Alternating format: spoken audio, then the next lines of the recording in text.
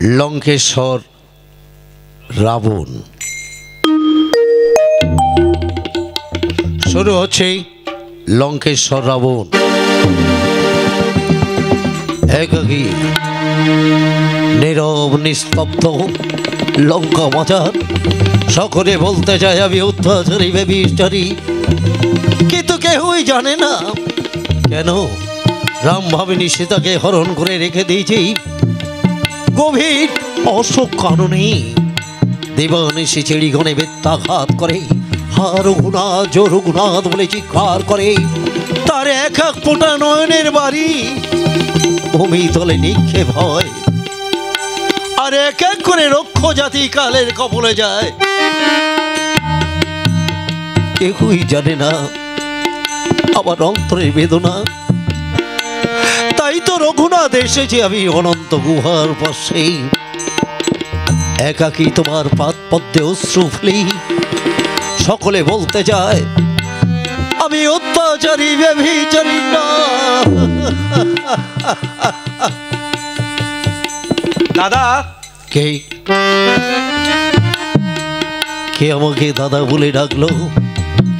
যারা মৃত্যুকে বরণ করেছে তাদের প্রেতাত্মাগুলি আমাকে দাদা দাদা বলে ডাকছে। ওরে কেন তোরা আমাকে দাদা বলে ডাকছিস? তোরা ভাবছিস লঙ্কেশ দশানন একাকী নীরবে নিদ্রায় মগ্ন? না, সে দেখ একাকী এসেছি অনন্ত গুহার মধ্যে। আমি দিবানিশি অশ্রু ফেলি। দাদা, কে? অনেকটা আমার বিভীষণের মতো। তবে কি আমার কনিষ্ঠ ভ্রাতা বিভীষণ আসছে? দাদা, দাদা কি? বিভীষণ? দাদা বিভীষণ? এ কি দাদা, তোমার নয়নে অশ্রু? হ্যাঁ, চেয়ে দেখছিস স্বর্ণ লঙ্কার দিকে তাকিয়ে দেখ। পুরুষিনী স্বর্ণ লঙ্কা একাকী জীবিত আছে। সকল নারীরা দেখে আমাকে চিৎকার করে বলে আমি অত্যাচারী, আমি ব্যভিচারী, কিন্তু কেউই জানে না। আচ্ছা, কেমন আছে রাম? কেমন আছে তার অনুজ? কেমন আছে তার বানর সেনা? সকলেই ভালো আছে দাদা। কিন্তু তুই কি একা এলি? ওদের কি সঙ্গে নিয়ে আসতে পারলি না? অকস্মাৎ কি মনে করি? দাদা, রামচন্দ্র অকালে অকাল বোধন পূজা করবে, তাই তার পৌরিত্য বরণ।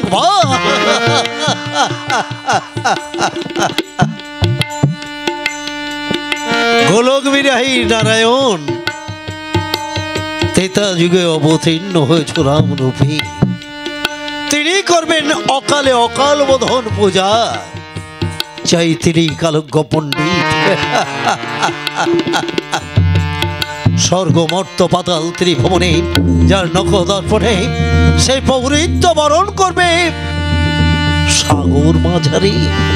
দাদা, কিন্তু রাম কেন এলো না রে? এসেছে দাদা। কে এসেছে রে? রামানুজ লক্ষ লক্ষ। ওরে, আমার পূজার দেবতা এসেছে। আমারই মন্দিরে তাকে তুই বাইরে দাঁড় করিয়ে রেখে এসেছিস কেন? ডাক, আমি দু নয়ন ভরে আমি তাকে দেখি। লক্ষণ, এসো। লঙ্কেশ, আমার প্রণাম নাও। কল্যাণমস্ত। অকস্মাৎ কি মনে করে রামানুজ লক্ষণ? তাহলে শুনুন, আমার দাদা অকালে অকাল বোধন পূজা করবে, তাই তার পৌরিত্য বরণ করবার জন্যে আপনার কাছে গোয়া পান পাঠিয়ে দিয়েছে।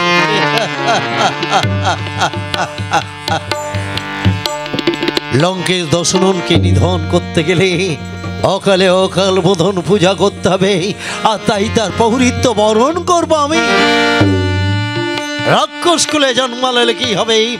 জাতিতে হবে ব্রাহ্মণ, ত্রিকালজ্ঞ পণ্ডিত। বেশ, ব্রাহ্মণের ধর্ম আমার পালন করতেই হবে। তাহলে নিন গোয়া পান। গ্রহণ করলাম। তবে হ্যাঁ লক্ষণ, একটা কথা শোনো, ষষ্ঠী সপ্তমী অষ্টমী পূজা করব, লঙ্কেশ, কিন্তু নবমী দশমী পূজা আমি করব না। কারণ কারণ কেন জানো?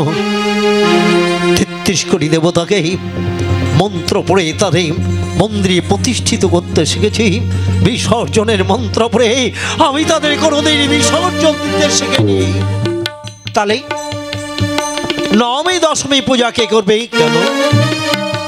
আমি তো আমার দাদা রামকে শিখিয়ে দেব, সেই নবমী দশমী পূজা করবে।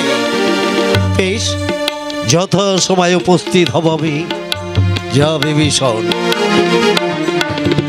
বিভীষণ, দাদা,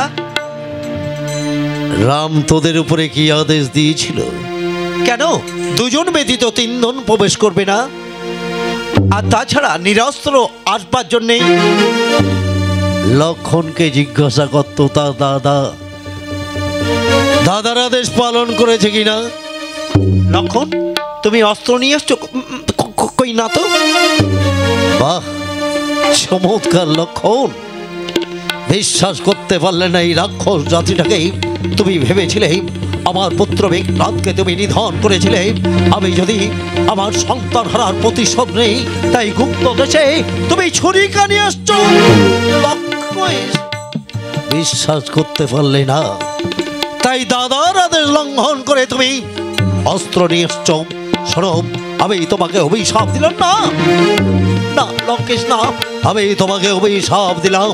একবার নয়, দুবার নয়, তিনবার যেদিন তোমার দাদার আদেশ লঙ্ঘন করবে, আবর্জনা সমাবর্জন। পিতা বলে ক্ষমা করতে পারলেন না লঙ্কেশ? বড় দেরি হয়ে গেল বৎস। পিতা যদি ডাকলে, তবে কেন অগ্রে তুমি ডাকলে না বৎস? আর পিতা হব নাই বা কেন? পুত্র শোকে উন্মাদ হয়ে ছুটে গিয়েছিলাম সাগর পারে, শক্তিশালী বান এনেছিলাম তোমার বক্ষ পিঞ্জরে। তোমাকে বাঁচানোর দরকার হয়েছিল গৌরীপট্ট শিবলিঙ্গ আর সতী নারী স্তনদুগ্ধ। লঙ্কেশ, আমার স্ত্রী মন্দাদরী, সে যদি না দিত তার স্তনের দুগ্ধ, আর আমি যদি গৌরীপট্ট শিবলিঙ্গ না দিতাম, কোথায় প্রাণ ফিরে পেতে তুমি? তাই জন্মদাতা পিতা না হলো আমি তোমার একদিকের পিতা।